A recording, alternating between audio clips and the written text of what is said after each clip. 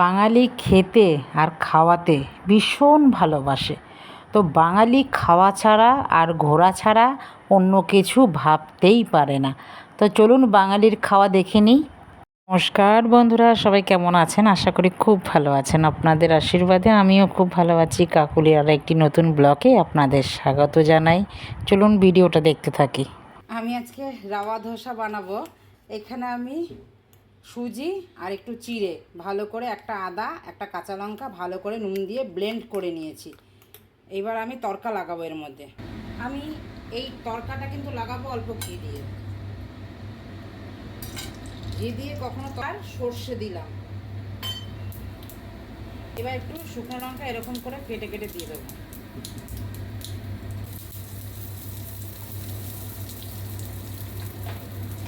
তার মধ্যে দিয়ে দিলাম তড়কাটা।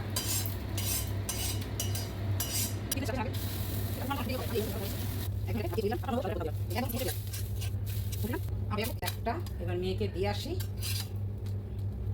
এটা অন্য কিছু দিয়েও খাওয়া যায়। আমি আবারও দিয়ে দিচ্ছি। চলুন এটা হতে থাকুক, মেয়েকে দিয়ে আসি। এই যে আমার হয়ে গেছে, আমি একটু সস দিয়ে দিলাম। খেতে কিন্তু খুবই ভালো লাগে। খেয়ে নাও তাড়াতাড়ি করে, আমিও কারণ খাবো। এটা নিয়ে আমার দ্বিতীয়বার বাসন মাজা। এই দেখুন, প্রথম সকালবেলা উঠে বাসন মাজা হয়ে গেছে, এবার দ্বিতীয়বার। দুধ গরম হয়ে গেছে, আমার ডাল ফুটে গেছে, আর এই যে আমি এখানে রওয়া ধোসা করে নিচ্ছি। আর আমি খাবো চা দিয়ে, মেয়েকে তো দিয়ে আসলাম। আর এখানে মাছ মাংস যা যা আজকে রান্না করব ধুয়ে নুন হলুদ মেখে রেখে দিয়েছি। এবার শুধু ফাটাফাট রান্না। এখনও চিন্তাধারা করিনি কি রান্না করব, তো দেখি কি রান্না করি। আগে তো বের করে রেখে দিয়েছি, বরফটাও ডিফ্রোস্ট হয়ে যাবে। আর এখন মাছ এনেছে দাদা, এটাকে ডিফ্রোস্ট তো দরকার নেই। চলুন আগে খেয়ে নিই, আপনারাও খেতে থাকুন। Happy Sunday, tata. আজ আমি আম দই বানাবো। আমও এখন পাওয়া যাচ্ছে অনেক, তো আম দই বানাই। আমি আম খেতে খুব ভালোবাসি। তো আম দই বানানোর জন্য কি কি দরকার পড়ে চলুন দেখে নিই। এখানে দই নিয়েছি, দইটাকে আমি জলটা একদম ঝরিয়ে নিয়েছি, তবে কি দইটা বেশ ঠিক হবে। এখানে নিয়েছি এই রকম অল্প চিনি, আর এই যে 1 কাপের একটু কম আমের পাল্প। আমি 1 কিলো দই বানাবো তার জন্য। আর এই যেটার মধ্যে বানাবো সেটা আমি রোদে একটু গরম করতে দিয়েছি। এখান থেকে আমার রোদ আসছে, এই রোদে আমি এটাকে রেখে দিয়েছি গরম করতে। আর এর মধ্যে খুব দই ভালো বসে, খুব সুন্দর হয়। আর দুধ তো দই মানেই দুধ লাগবে। দুধটাকে আমি গরম করতে বসিয়ে দিয়েছি, ফুটে গেছে, ওটাকে একটু ঠান্ডা করতে দিয়েছি। আর এইখানে নিয়ে নিয়েছি আমি 4 প্যাকেট আমুল বা যে কোনো গুঁড়ো দুধ হলেই হবে। এই রাখলাম। এবার চলুন দুধটাকে জাল করে নিয়েছি। দুধ আমার জাল দিতে দিতে দেখুন, আপনারা গরম বলেন, আমি জাল বলি, আমরা বাঙাল ভাষায় তো গরমই বলছি। এই ফুটিয়ে নিয়ে এই রকম ঘন একদম হলুদ হয়ে গেছে, যেহেতু এটা ফুল ক্রিম দুধ, হলুদ হয়ে গেছে একদম। তো চলুন এইটাকে এবার আমি দই পাততে থাকি। দই পাতার জন্য এরকম একটা ডাব্বু হাতা চাই। আমাদের বাড়িতে যেহেতু আমরা ঘোষের মেয়ে, তো আমাদের বাড়িতে যখন দই পাতা হতো, এ তো আমি 1 কিলো দই পাচ্ছি, আমাদের বাড়িতে হাঁড়ি হাঁড়ি দই পাতা হতো। আমাদের নিজস্ব গরু মোষও ছিল। আমরা যেহেতু গোয়ালা ঘোষ, তার জন্য আমাদের দুধ, ঘি, মাখন এগুলো হচ্ছে আমাদের একদম রক্তে রয়েছে।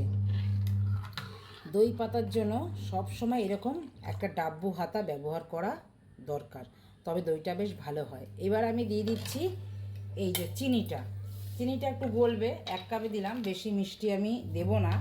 আর দুধটা একদম উষ্ণ গরম রাখবো।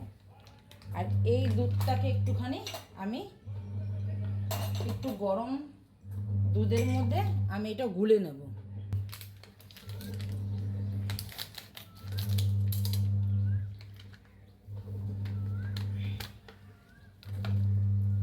আমি একটু এটাকে ভালো করে গুলে নেব। একটু গরম দুধে দিলে এটা কিন্তু একদম গুলে যাবে।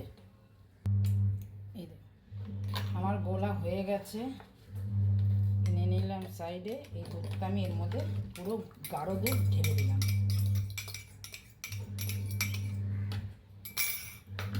এবার এইটাকে একদম একটু লাল লাল করার জন্য আপনারা বাতাসা দিতে পারেন। আমার বাতাসা ঠাকুর ঘরে বলে আমি আর দিলাম না। আমি বাতাসা দেই, আমি চিনি দেই না সাধারণত, আমি বাতাসাটাই দেই, কিন্তু আমি ঠাকুর ঘরে বাতাসা আর গেলাম না। এরমভাবে ভালো করে খালি আমি একটু নেড়ে হালকা ঠান্ডা করে নেব। এই দেখুন, এটা একদম আমার কিন্তু একটু গরম গরম হয়ে গেছে, একদম গরম হয়ে গেছে। আমি এর মধ্যে একটুখানি সামান্য ঘি মেখে নেব। ঘি আপনারা একটু দুধের মধ্যেও দিতে পারেন, যেহেতু এটা ফুল ক্রিম দুধ বলে আমি ঘি দিলাম না। আর শুধু জাস্ট এর মধ্যে একটু মেখে নেব ঘিটা। এটা একদম কিন্তু গরম, দেখুন গরম হয়ে গেছে রোদে রাখতে রাখতে। আর এর মধ্যে দই খুব ভালো হয়।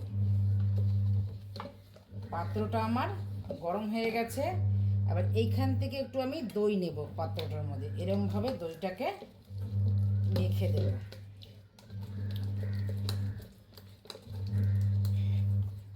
শুধু এরকম করবো, দেখেছেন একদম ক্রিম হয়ে গেছে।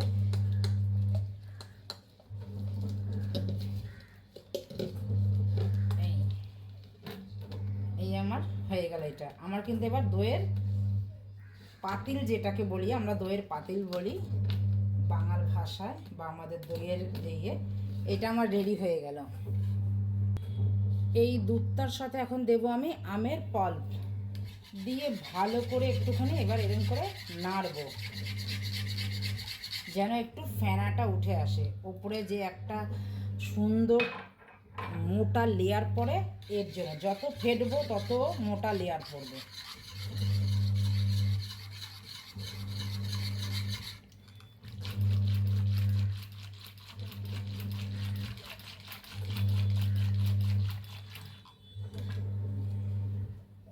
একদম এই যে আঙুল দেওয়ার মতন আমার সহ্য হয়ে গেছে।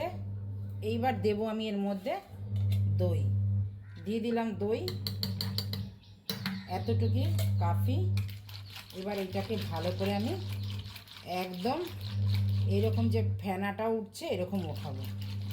আমার মা দেখতাম বড় হাঁড়ি দিয়ে আমাদের দই বানাতো, তো সেটা আমাদের বড় একটা এরকম ডাব্বু খাতা ছিল, সেই এরম করে ফেটতো।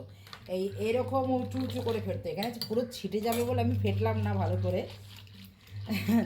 আমাদের যখন দই পাততো পুরো রান্নাঘরটা দইয়ের ছিটাতে পুরো পুরো ভর্তি হয়ে যেত, কারণ এটাকে ফেটতে হয় ভালো করে। এই যে যত এরকম ফেটবো তত ভালো ওপরে এইটা উঠবে।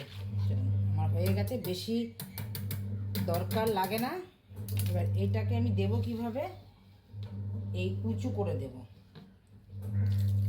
এই যে ফেনাটা পড়বে, দই পাততে গেলে দই একটু নিচে পড়বেই।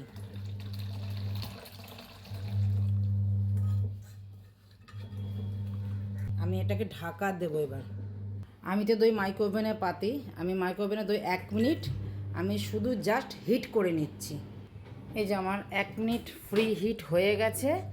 আমি দেখুন এটাকে খুলে দিলাম, এটা একটু কিন্তু গরম হয়ে গেছে। তো এর মধ্যে আর আমার আলাদা করে ন্যাকড়া বা কাঁথা জড়াতে হবে না। আমি এর মধ্যে রেখে দিলাম। এই 4 ঘন্টায় বা 5 ঘন্টায় দই কিন্তু জমে একদম ক্ষীর হয়ে যাবে। এবার আমি বন্ধ করে দিলাম। এবার নামানোর সময় আবার আপনাদের দেখাবো। আমার দই এখন দেখার পালা কতটা জমেছে। বাবা ভারী হয়ে গেছে, মানে ভালোই জমেছে। তখনকার একদম জমে গেছে, দেখেছেন একদম, মানে এরকম কাত করলেও পড়ছে না। এবার এটা ফ্রিজে ঢোকাবো। এটা এখন রেখে দিই। পুরো ভিডিওটা দেখার পর কেমন লাগলো? দই একদম জমে ক্ষীর হয়ে গেছে। দই কেটে নিচ্ছি, খাচ্ছি। এই গরমকালে আম দই খেতে কার কার ভালো লাগে? পুরো ভিডিওটা দেখার পর অতি অবশ্য বানিয়ে খাবেন। পেটও ঠান্ডা ঠান্ডা থাকবে, মনও ঠান্ডা থাকবে। তো দেখা হচ্ছে আবার নতুন একটি ব্লগে। সবাই ভালো থাকবেন, সুস্থ থাকবেন। আর ভিডিওটা যদি কোথাও ভালো লেগে থাকে লাইক কমেন্ট শেয়ার করে চ্যানেলটিকে সাবস্ক্রাইব করে পাশে থাকার অনুরোধ রইল। নমস্কার, টাটা।